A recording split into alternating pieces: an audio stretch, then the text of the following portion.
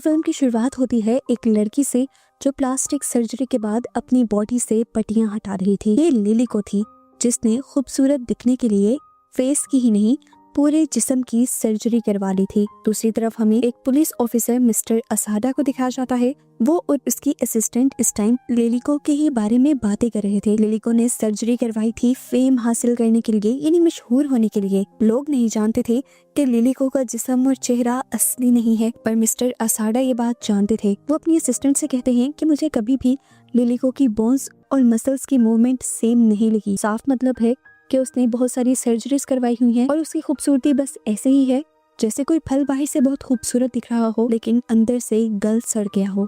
अगले सीन में हम लिलिको को एक प्रेस कॉन्फ्रेंस में देखते हैं। बहुत ज्यादा खुश नजर आ रही थी वो। यहाँ पर बहुत सारे बड़े बड़े टीवी चैनल्स उसकी न्यूज को कवर करने के लिए आए हुए थे क्योंकि लिलिको अपनी फर्स्ट फिल्म करने के लिए जा रही थी। खैर, इस प्रेस कॉन्फ्रेंस के बाद हमें लिलिको को उसके ड्रेसिंग रूम में दिखाया जाता है, उसके मेकअप आर्टिस्ट और उसकी असिस्टेंट के साथ। इतनी देर में यहाँ पर उसका फ्रेंड भी आ जाता है जिसके साथ वो काफी क्लोज हो जाती है। इसी वजह से असिस्टेंट और मेकअप आर्टिस्ट रूम से चले जाते हैं। इसी रात लिली को अपने प्रोड्यूसर के साथ भी रहती है क्योंकि वो चाहती थी कि प्रोड्यूसर अपने डायरेक्टर से कहे कि लिलिको के साथ उन्हें एक और फिल्म बनानी है। उसके जाने के बाद लिली को शीशे में अपना चेहरा देखकर खुश हो ही रही होती है कि उसे अपने सर पर एक काला धब्बा दिख जाता है। उसका ये स्कार यानी धब्बा उसके मेकअप आर्टिस्ट ने भी देखा था। दूसरी तरफ वो भी इस बारे में अपने प्रोड्यूसर से बात करता है। प्रोड्यूसर ये बताती है कि वो धब्बा लिलिको की सर्जरीज का साइड इफेक्ट है। ये सर्जरीज भी सारी प्रोड्यूसर ने ही करवाई थी ताकि उसके जरिए लिलिको खूबसूरत हो और लिलिको की खूबसूरती के जरिए उसकी कंपनी भी पैसा कमाए। इस बड़े राज को छुपाने के लिए प्रोड्यूसर मेकअप आर्टिस्ट को अपनी एक कीमती रिंग भी दे देती है, ये कहते हुए कि मैं जानती हूँ तुम इसका अच्छा ख्याल रखोगे। ख्याल उसे रिंग का नहीं बल्कि राज का रखना था। प्रोड्यूसर ने एक और शॉकिंग बात ये भी बताई थी कि लिलिको का चेहरा ही नहीं बल्कि उसकी बॉडी का एक एक पार्ट नकली था। उसके जिस्म में जो असली चीजें थी वो सिर्फ उसकी आंखें और उसके प्राइवेट पार्ट्स थे। अगले दिन प्रोड्यूसर लिलिको को हॉस्पिटल भेज देती है वापस ताकि उसके इस धब्बे को ठीक किया जा सके। जहाँ क्लिनिक में लिलिको नोटिस करती है कि और भी लड़कियां अपने ऊपर से कंट्रोल खोए हुए यहाँ पर आई थी क्योंकि सर्जरीज के साइड इफेक्ट में उनकी बॉडी और भी ज्यादा बदसूरत दिखने लगी थी और डॉक्टर्स उनको ठीक भी नहीं कर पा रहे थे। इससे पहले कि लिलिको उस लड़की से जाकर बात कर पाती, लिलिको को डॉक्टर्स अपने पास बुला लेते हैं। दूसरी तरफ हमें मिस्टर असाडा को दिखाया जाता है जो एक नगूमी नाम की लड़की के केस की इन्वेस्टिगेशन कर रहे थे जिसकी डेड बॉडी उसके फ्लैट से बुरी हालत में मिली थी। मिस्टर असाडा अपने कुलीग को बताते हैं कि उस लड़की का एक्स हस्बैंड भी उसी ब्यूटी क्लिनिक के लिए काम करता है जिसका केस हम पहले भी देख रहे हैं। ये क्लिनिक इलीगली इंसानों के ऑर्गन्स, बोन्स और स्किन का यूज करते हैं अपनी सर्जरीज में और ज्यादातर सर्जरीज ब्यूटी पर्पस के लिए होती हैं और इन सर्जरीज के लिए ये क्लिनिक बहुत ज्यादा पैसे चार्ज करते हैं। सिर्फ यही नहीं, इन सर्जरीज के बाद भी बॉडी को नॉर्मल रखने के लिए हर महीने लाखों की मेडिकेशन की जरूरत पड़ती है और अगर कोई अफोर्ड ना कर पाए तो उसको बहुत ही बुरे साइड इफेक्ट्स का सामना करना पड़ता है जिसकी वजह से कुछ लड़कियां तो अपनी जान भी ले लेती हैं। जिस तरह ये अंजाम हमें सामने नजर आ रहा है। मिस्टर असाडा के कलीग्स परेशान थे कि बेचारी लड़कियां इतना भयानक कदम उठा क्यों लेती हैं अपनी सर्जरीज करवाने का। अगले सीन में हमें दोबारा लिलिको को दिखाया जाता है जो कि हर दूसरे फोटोशूट का हिस्सा बनी हुई थी। उसके पास इतने कॉन्ट्रैक्ट्स थे, इतने काम थे कि उसकी नींद तक भी पूरी नहीं हो पा रही थी, लेकिन पैसे और शोहरत के लिए उसने अपनी नींद, तकलीफ सब कुछ छुपाई हुई थी जिसका रिजल्ट उसे मिलता भी है। तकरीबन हर मैगजीन के कवर पेज के ऊपर उसी की फोटो होती है और सभी मैगजीन्स बहुत तेजी से बिक जाते हैं। लाखों लोग लिलिको के फैन बन गए थे, यहाँ तक कि हॉलीवुड से भी लिलिको को फिल्म की ऑफर आ गई थी। एक दिन ऐसे ही अपनी बिजी रूटीन से फारिग होकर लिलिको अपनी असिस्टेंट मिचिको के साथ अपने घर वापस आ रही होती है तो वो मिचिको से सवाल करती है कि तुम मेकअप क्यों नहीं करती। मिचिको जवाब देती है क्योंकि इसका फायदा ही नहीं, मेकअप मेरी बढ़ती हुई एज को तो नहीं छुपा पाएगा। मिचिको ने तो ये बात बिना सोचे समझे कहती थी लेकिन लिलिको के लिए ये एक बहुत ही बड़ी सोच बन गई थी। जाहिर सी बात थी सर्जरीज उसकी बढ़ती हुई उम्र को तो नहीं छुपा पाएंगी और उस तरह बढ़ती उम्र के साथ उसे शायद काम भी मिलना कम हो जाएगा।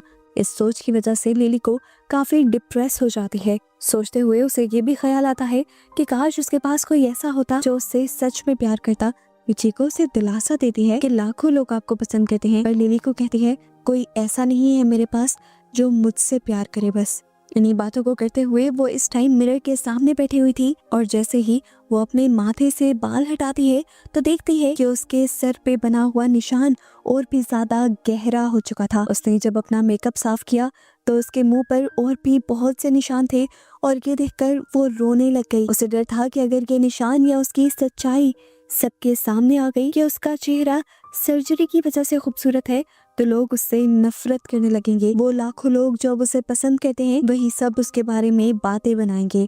अपने इसी गुस्से और दुख में वो मिचिको के साथ काफी ज्यादती भी कर जाती है। सुबह होते ही वो देखती है कि मिचिको उसके घर पर नहीं थी। उसे घर पर अपनी सिस्टर का कार्ड मिला था जो उसे बता रही थी कि वो भी इसी शहर में आई हुई है स्कूल ट्रिप के साथ और वो उससे मिलना चाहती है। लिली को फौरन उससे मिलने के लिए माँ चाहती है क्योंकि उसे भी अपनी फैमिली याद आ रही थी और वो सालों बाद अपनी बहन से मिल रही थी। लिली को की बहन उसे अपने बहुत सारे मसले बताती है कि कोई भी उसे पसंद नहीं करता, सब बुली करते हैं उसे। तो लिली को उसे भी सर्जरी करवाने का मशवरा देती है और साथ में ये भी कहती है कि सर्जरी का सारा खर्चा मैं खुद अफोर्ड कर लूंगी।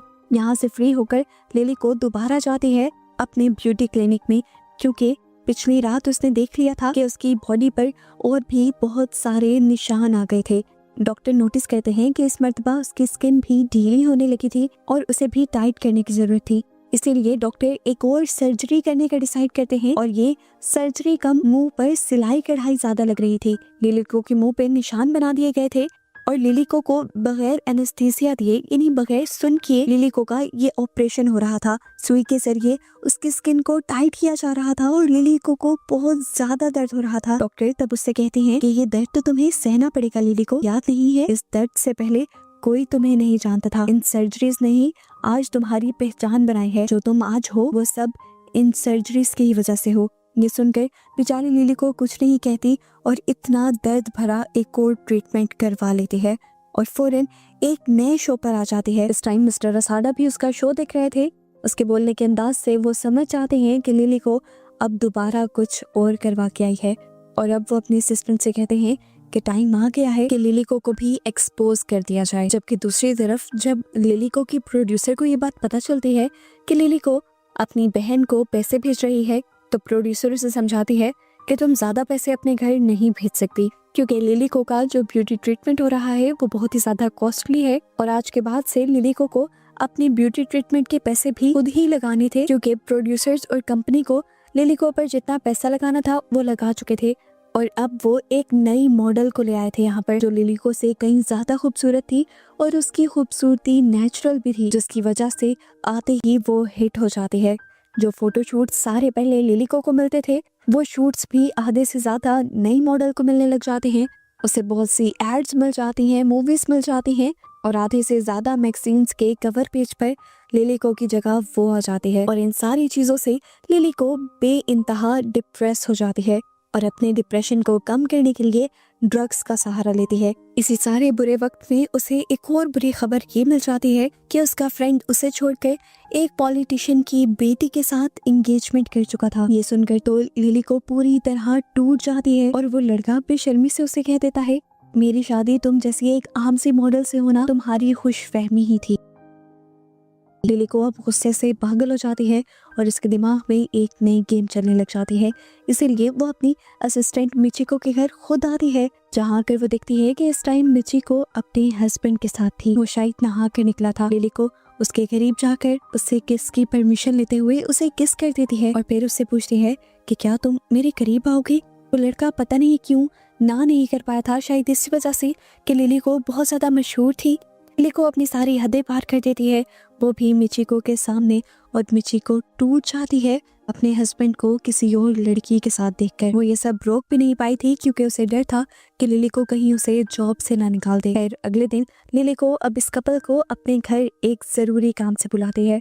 लिली को उन दोनों को मैनिपुलेट कर देती है ये कहते हुए कि मैं जानती हूँ कि तुम दोनों मुझसे बहुत प्यार करते हो और मेरे लिए कुछ भी कर सकते हो, लेकिन मुझे तो बस एक छोटा सा ही काम करवाना है। एक लड़की के फेस पर तुम्हें एसिड फेंक कर आना है ताकि उसकी खूबसूरती खत्म हो जाए और वो जल कर मर जाए। ये दोनों उसकी बात मान जाते हैं और मिशन पूरा करने से पहले लिली को उन दोनों को ही अपने सामने करीब आने को कहती है। बेचारी मिचिको सिर्फ अपनी जॉब के लिए लिली को के कहे हुए सारे बुरे काम कर रही थी जो वो करना भी नहीं चाहती थी। अगले दिन दिखाया जाता है कि जब लिली को उसका मेकअप आर्टिस्ट तैयार कर रहा होता है तब वो लिली को की कमर पर अजीब बड़े बड़े काले धब्बे देखता है। वो समझ जाता है कि ये भी उसके ब्यूटी प्रोसीजर के साइड इफेक्ट्स हैं, इसीलिए वो कुछ नहीं बोलता। यहाँ तक कि वो अपनी असिस्टेंट को भी रूम से बाहर भेज देता है और फिर बाद में सीक्रेटली ये बात जाकर प्रोड्यूसर को बताता है। तो प्रोड्यूसर उसे कहती है टेंशन लेने की जरूरत नहीं है, मुझे लग रहा है कि लिली को का ये इंडस्ट्री में आखिरी वक्त चल रहा है। दूसरी तरफ दिखाया जाता है कि मिचिको और उसके हस्बैंड ने भी उस पॉलिटिशियन की बेटी का मुंह जला दिया था एसिड से, जिससे लिली को के फ्रेंड की शादी होने वाली थी। और ये करने के बाद मिचिको और उसके हस्बैंड बहुत ज्यादा रोते भी हैं। खैर ये सब होने से एक फायदा तो हो जाता है, लिली को का मकसद पूरा हो जाता है। लिली को का फ्रेंड उसके पास वापस आ जाता है। लिली को जब उससे सवाल करती है उसके फियांसे के बारे में तो सच बताने के बजाय वो लड़का कहता है कि मुझे तो पॉलिटिक्स में कभी इंटरेस्ट ही नहीं था, मुझे तो तुम्हारी तरह मशहूर बनना है। और इस तरह इन दोनों के फासले दोबारा कम हो जाते हैं। फिर अगला दिन होता है और हमें दिखाया जाता है कि लिली को से मिलने के लिए मिस्टर असाडा आए थे। वो लिली को से कहते हैं कि लोगों को धोखे में रखना एक जुर्म है। लिली को कहते हैं मैंने किसको धोखे में रखा है। मिस्टर असाडा बिना हिचकिचाए कह देते हैं कि तुम्हारी ये जो ब्यूटी है ये नकली है और इसी से तुमने सबको धोखे में रखा हुआ है। जब तुम्हारी सच्चाई सबके सामने आएगी लोग तुम पर थूकेंगे भी नहीं, और जिस ब्यूटी क्लिनिक पर तुम चाहती हो वो भी इलीगल है। वो बताता है कि वो ब्यूटी क्लिनिक औरतों का फायदा उठाता है उनके खूबसूरत होने के शौक को लेकर, फिर इलीगली ऐसी मेडिसिन और ट्रीटमेंट उनको देता है जिससे वो बज़ाहिर खूबसूरत तो हो जाती हैं, लेकिन वो ट्रीटमेंट आहिस्ता आहिस्ता उन्हें मौत की तरफ ले जाते हैं। मैं तो कहूँगा कि तुम अब भी उनके जाल से निकल जाओ। लिली को जवाब में कहते हैं मुझे ये सब बताने का क्या फायदा, मेरा उस सब से क्या ताल्लुक है। तब मिस्टर साडा हंसते हुए उसके हाथ में वो सारे प्रूफ्स दे देते हैं जो उनके पास थे। उन्हें सब पता था कि लिली को पहले कैसी दिखती थी, फिर सर्जरीज के बाद कैसी हुई। मिस्टर साडा ये भी बताते हैं कि मुझे सिर्फ यही नहीं पता, मुझे ये भी पता है कि पॉलिटिशियन की बेटी का जो मुंह चला है वो भी तुम्हारी ही वजह से चला है, और इस क्राइम के भी सारे एविडेंस मिस्टर साडा के पास थे। ये सारी बातें सुनकर फिलहाल के लिए तो लिली को घबराई थी। उसके हाथ से एविडेंस की फाइल पकड़कर लिली को यहाँ से चली जाती है। घर आते ही वो एविडेंस खोलती है तो उसे पता चलता है कि मिस्टर असाडा सच बोल रहे थे।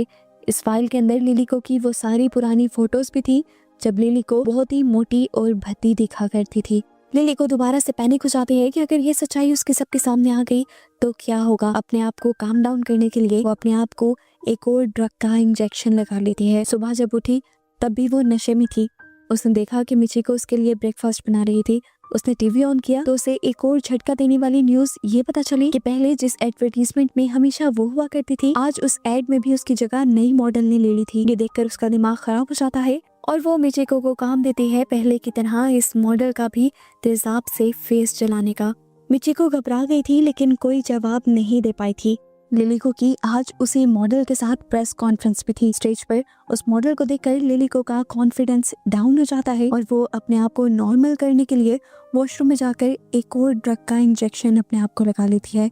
अब क्योंकि रात भी उसने ड्रग का यूज किया था और रात वाली ड्रग का असर खत्म होने से पहले ही उसने दोबारा भी अपने आप को ड्रग का इंजेक्शन लगा लिया था, तो अब उसके असर में उसे हेलुसिनेशंस होने लग जाते हैं। पूरे स्टेज पर उसे तितलियां उड़ती हुई दिखाई देती हैं जिसे वो पकड़ने की कोशिश में लग जाती है, अपने आप से कंट्रोल खो देती है, ऊट-पटांग की हरकतें करती है। और ये सब देखते हुए प्रेस कॉन्फ्रेंस पूरी तरह तबाह हो जाते हैं। सारे लोग उसके इस एबनॉर्मल बिहेवियर की पिक्चर लेते हैं और अगले दिन के न्यूज़पेपर्स और मैगजीन्स उसकी इस अजीब हरकतों की खबरों से भर जाते हैं। दूसरी तरफ दिखाया जाता है कि जब मिचिको अपना प्लान पूरा करने गई थी, दूसरी मॉडल को मारने के लिए गई थी, तो उसने देखा कि दूसरी मॉडल भी बहुत ज्यादा उदास थी। वो मिचिको को बताती है कि हम जैसी मॉडल्स को सिर्फ मशीन के तौर पर इस्तेमाल किया जाता है।